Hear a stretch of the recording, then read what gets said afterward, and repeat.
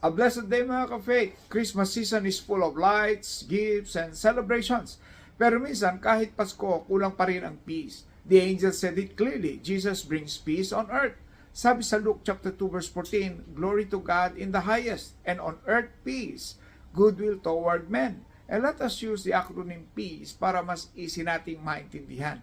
Una, presence of God.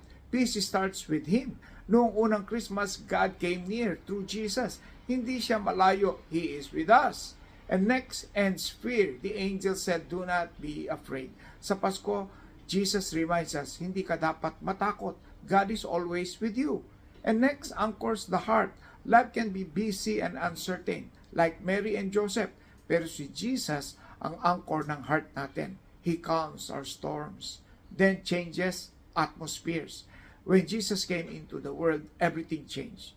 Where He is, peace reigns. Sa bahay, sa work, at sa puso. And finally, embraces us daily. Christmas peace is not just for one day. Araw-araw, yakap tayo ng peace ni Jesus. This is Pastor Francis. This Christmas, let Jesus peace fill your heart. Remember, true peace is found only in Him. Like, follow, and share para marami pa ang ma-encourage. God bless. Shalom.